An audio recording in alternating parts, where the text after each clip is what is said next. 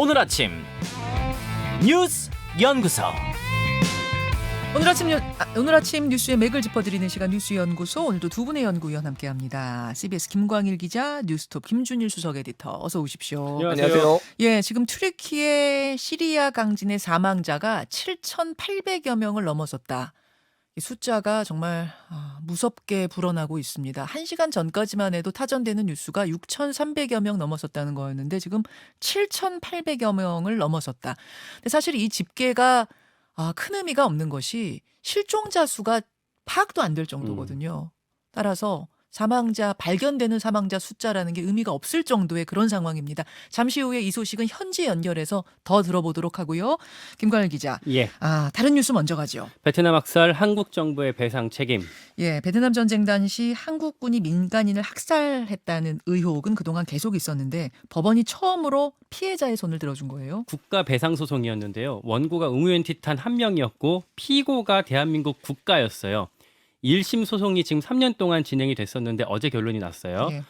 피고 대한민국이 원고한테 3천만 원 지급하라 이렇게 나왔고 예. 이게 응우엔 티탄 씨가 1968년 2월 12일에 베트남 중부 꽝남성 폭리마을에서 한국군 청룡부대 해병대 소속 군인한테 총을 맞았고 배 밖으로 튀어나온 창자를 들고서 울면서 탈출했다. 그때 내가 가족들도 잃었다 이렇게 주장을 했었는데 재판부가 이걸 사실로 인정한 겁니다. 그러니까 그동안 이게 길어진 이유는 이분은 사실이라고 하고 그 당시 거기 참전했었던 파병 군인은 아니라고 하고 그러니까 사실을 입증할 만한 게 부족했던 거잖아요. 그러니까 우리 국방부가 아니라 그러니까 그거를 아닐 가능성도 있다 이렇게 주장을 했었는데 재판에 한국군 그 당시 참전했던 한국군도 변론을 직접 했어요. 해서 맞다라고 증언했던 사람도 증언한 있었어요. 사람이 있었고. 예, 그러다 보니까 뭐 베트콩이 한국군으로 위장했거나 북한의 공작이 가능성도 있다 이런 정부 측의 주장이 있었지만 재판부가 한국군이 타살한 거 맞다라고 이제 못 박았고요. 예. 이 과정이 혹시 원고 측 그 주장만 그 말만 듣고 판단한 거 아니야 이렇게 하실 수도 있는데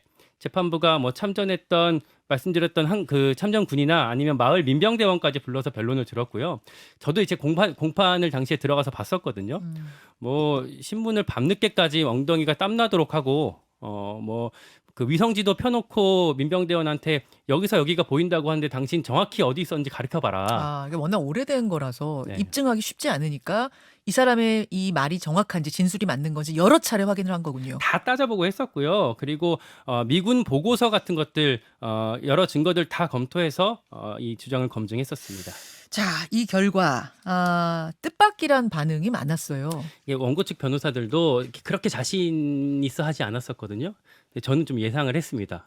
왜냐면 약간 이제는 말할 수 있다 같은 건데 제가 공판 때 지나가다 우연히 이제 정부 측 변호사들 이제 속닥이는 얘기들 자기들끼리 하는 얘기를 들었는데 네. 야 우리 질 것 같아 뭐 이런 얘기들을 하더라고요. 그래요. 예, 다만 이제 국방부가 이제 항소를 할 것 같거든요. 그래서 이제 2심에서 다시 한번 따져보긴 해야 될 것 같습니다. 예.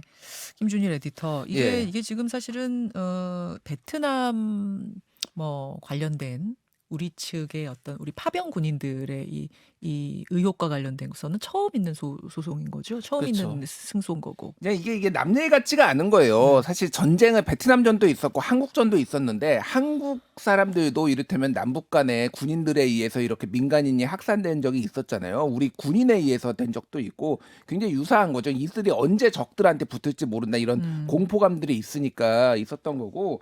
그래서 지금 보면은 방공호에 이 가족들이 숨어 있었는데 그 한국군 그 청룡 부대가 그 부대원이 수류탄을 들고 빨리 나와라 아니면 터트리겠다 그래가지고 나오니까 그 다음에 다 총기로 학살을 했다라는 거고 그거를 이 원고의 삼촌도 멀리서 방공호에서 300m 정도에서 이제 이거를 목격을 했다라는 겁니다. 중요한 거는 이제 두 가지인 것 같아요.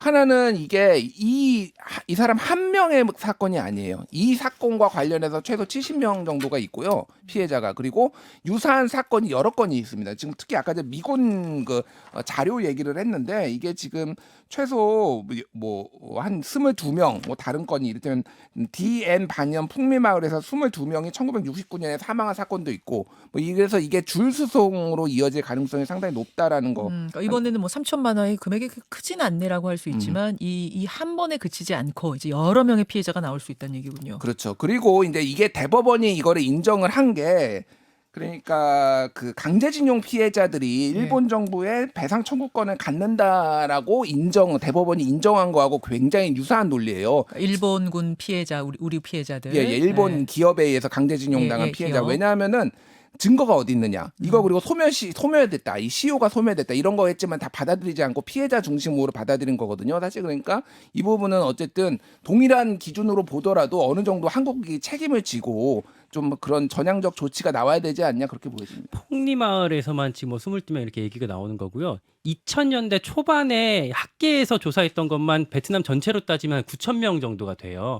아마 더 늘어날 수도 있고 그러다 보니까 줄 소송이 더 잇따를 수 있다 이렇게 나오는 것 같습니다. 그런 의미에서 이번 소송이 지금 이게 크게 다루어지고 있는 거군요. 오늘 뭐 모든 신문들 다 일면으로 이 소식을 다루고 있던데 그런 의미에서 큰 소송 판결이 어제 내려졌다는 것 첫 소식으로 전해드리고요. 두 번째로 갑니다. 김기현 손잡은 나경원.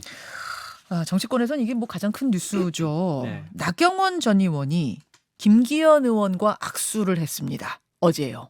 사실상의 지지선언 이렇게 봐도 되는 건가요? 네, 뭐 당내에서는 김나연대 이런 말까지 나오고 있습니다.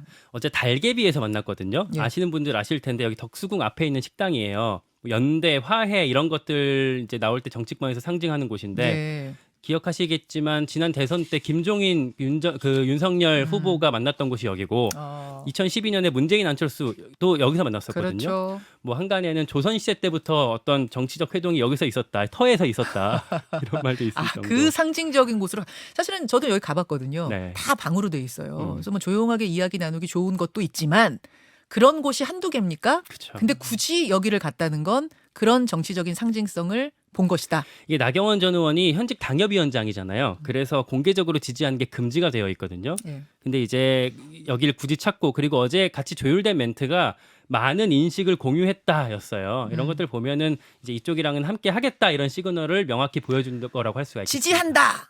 연대한다. 이 말이 나온 건 아니잖아요. 그건 금지니까. 그렇죠. 예. 많은 인식을 공유했다. 음.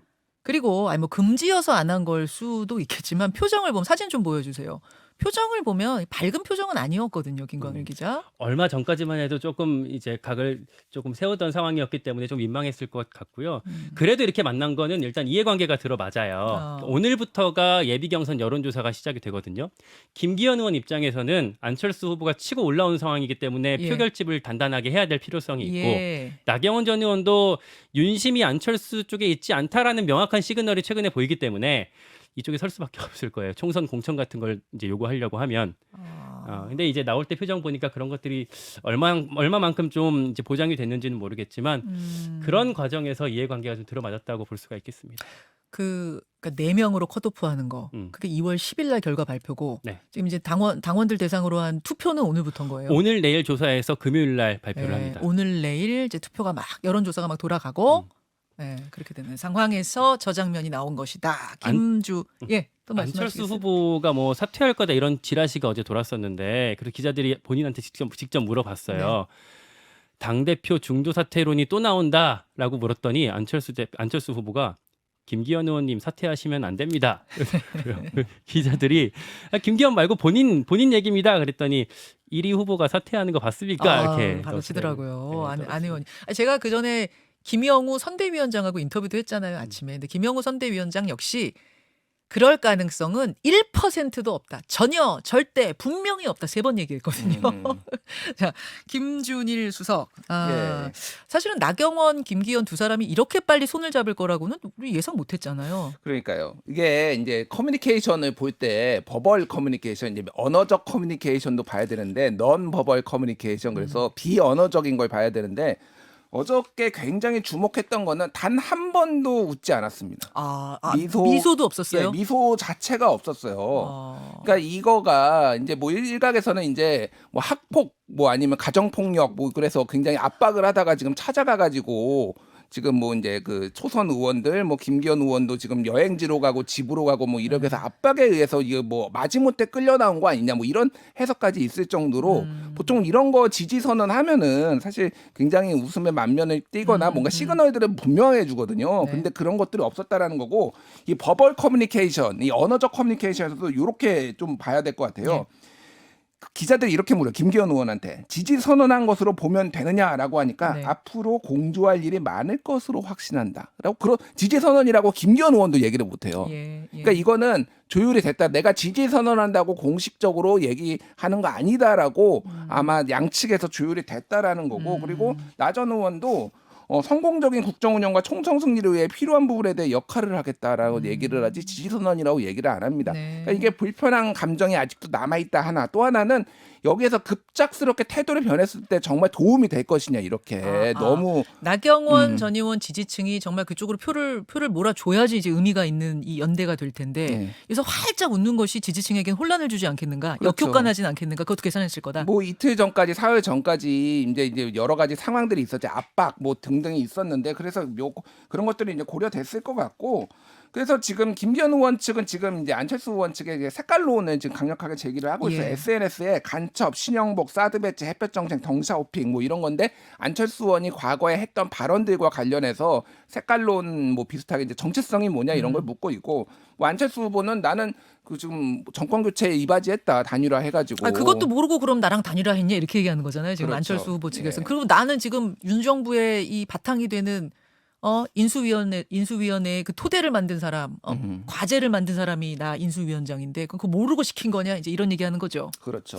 그래서 지금 유의미하게 지금 여론조사가 하나 나왔는데 쿠키뉴스가 전 여론조사 기관 한길리서치에 의뢰해서 지난 4일부터 6일까지 사흘간 18세 이상 1246명을 대상으로 차기 국민의힘 당대표 적합도를 물었는데 국민의힘 지지자의 경우에 안철수 35.5, 김기현 31.2 그리고 깜짝 천하람이 10.9로 3위로 뛰어 올랐습니다. 그래서 두 자릿수를 천하람이 기록을 했고요.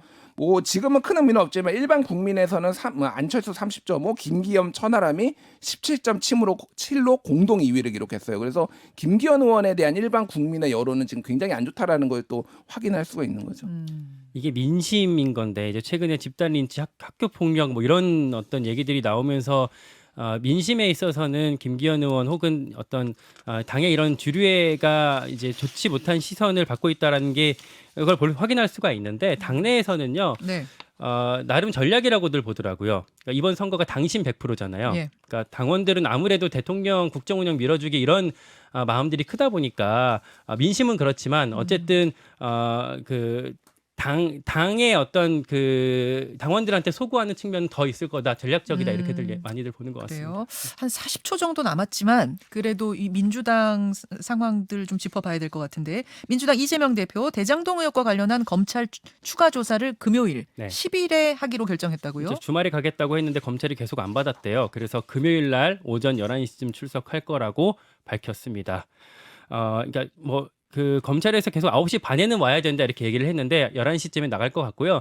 이재명 대표는 현장에 나 혼자 가겠다 이렇게 얘기를 했는데 또 지지자들 보니까 같이 나가겠다. 현근택 변호사 같은 경우에도 같이 나가겠다 이미 이렇게 공개적으로 밝힌 상황이라서 비슷하게 전개가 될 것 같습니다. 금요일에 뭐가 많네요. 정치적인 이벤트들이 많네요. 여기까지 수고하셨습니다. 네, 감사합니다. 고맙습니다.